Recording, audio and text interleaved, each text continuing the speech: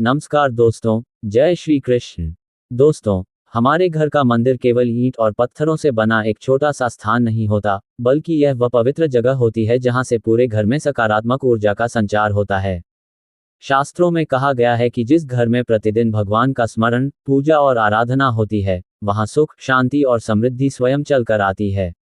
लेकिन क्या आप जानते हैं कि कई बार हम अनजाने में ऐसी गलतियां कर बैठते हैं, जिनके कारण हमारी पूजा का पूरा फल नहीं मिल पाता। बहुत से लोग श्रद्धा और भक्ति के भाव से घर में अनेक देवी देवताओं की मूर्तियां ले आते हैं। उन्हें लगता है कि जितनी अधिक मूर्तियां होंगी, उतनी अधिक भगवान की कृपा प्राप्त होगी। लेकिन शास्त्रों और वास्तुशास्त्र के अनुसार यह धारणा पूरी तरह सही नहीं है।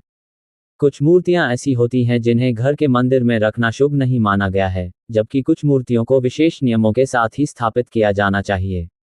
दोस्तों, अक्सर देखा जाता है कि लोग बाजार से सुंदर दिखने वाली कोई भी मूर्ति खरीदकर घर ले आते हैं। लेकिन केवल सुंदरता देखकर मूर्ति लाना उचित नहीं माना गया है। प्रत्येक देवी देवता का एक विशेष स्वरूप होता है और उसी स्वरूप की पूजा करने पर शुभ फल प्राप्त होते हैं। यदि मूर्ति का स्वरूप शास्त्रों के अनुसार न हो, तो उसका प्रभाव भी विपरीत हो सकता है।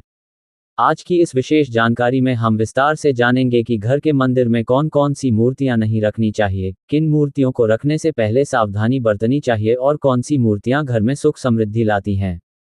इसलिए इस जानकारी को अंत तक अवश्य पढ़ें या सुनें, क्योंकि हो सकता है कि आपके घर के मंदिर में भी ऐसी कोई वस्तु रखी हो जो आपके जीवन में बाधाओं का कारण बन रही हो। पहला महत्वपूर्ण नियम, टूटी हुई मूर्तियां।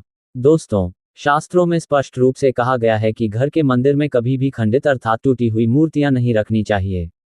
कई बार किसी कारणवश भगवान की मूर्ति का हाथ, मुकुट, पैर या कोई अन्य भाग टूट जाता है। कुछ लोग भावनात्मक लगाव के कारण उस मूर्ति को मंदिर में ही रखे रहते हैं, लेकिन यह शास्त्रों के अनुसार उचित नहीं माना गया है। धार्मिक मान्यताओं के अनुसार खंडित मूर्ति में नियमित पूजा नहीं करनी चाहिए। ऐसी मूर्ति पूजा के योग्य नहीं रहती। यदि आपके घर में कोई मूर्ति टूट गई है, तो उसका उचित विधि से विसर्जन कर देना चाहिए और उसके स्थान पर नई मूर्ति स्थापित करनी चाहिए। वास्तुशास्त्र के अनुसार भी टूटी हुई मूर्तियां घर में नकारात्मक ऊर्जा को आकर्षित करती हैं।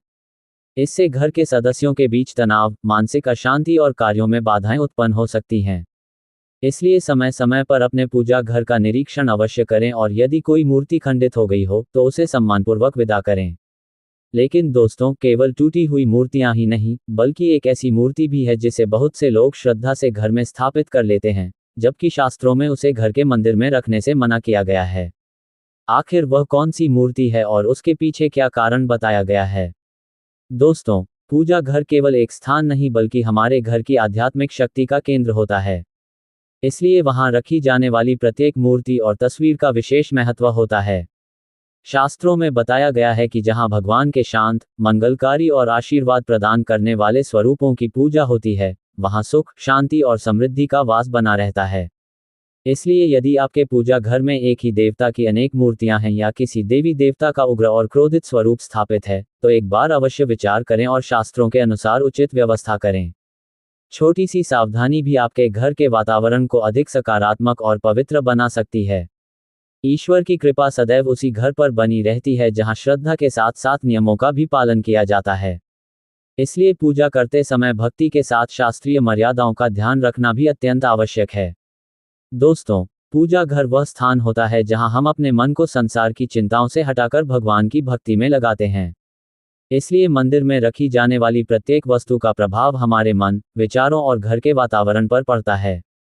शास्त्रों और वास्तुशास्त्र में कुछ ऐसी बातों का उल्लेख मिलता है जिनका विशेष ध्यान रखना चाहिए। सबसे पहले बात करते हैं मृत परिजनों की तस्वीरों की।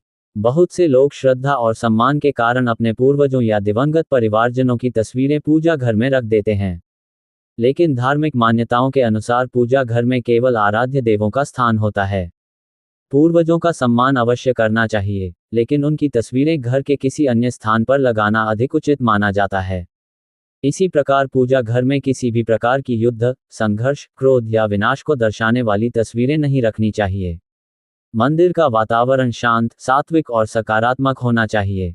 जब हम भगवान के प्रसन्न स्वरूप का दर्शन करते हैं तो मन में भी शांति और सकारात्मकता का संचार होता है। दोस्तों, एक और महत्वपूर्ण बात यह है कि पूजा घर में कभी भी गंदी, धूल से ढकी या फटी हुई तस्वीरें नहीं रखनी चाहिए। यदि किसी तस्वीर का रंग फीका पड़ गया हो या वह क्षतिग्रस्त हो चुकी हो, तो उसे सम्मानपूर्वक बदल देना चाहिए।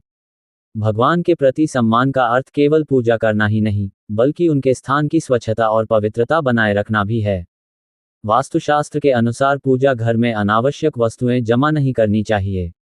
पुराने कपड़े, टूटे हुए बर्तन, बेकार सामान या ऐसे वस्त्र जो लंबे समय से उपयोग में नहीं हैं, उन्हें मंदिर के आसपास नहीं रखना चाहिए। इससे पूजा स्थल की सकारात्मकता प्रभावित होती है।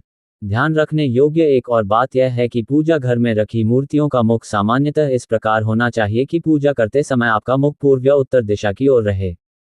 ये दिशा आध्यात्मिक दृष्टि से शुभ मानी गई है और एकाग्रता बढ़ाने में सहायक मानी जाती है। दोस्तों, जब मंदिर स्वच्छ, व्यवस्थित और सात्विक होता है, तब वहां बैठकर किया गया छोटा सा जप और प्रार्थना भी मन को अद्भुत शांति प्रदान करती है। इसलिए केवल मूर्तियां रखना ही पर्याप्त नहीं है, बल्कि उनकी नियमित सेवा और सम्मान भी आवश्यक है।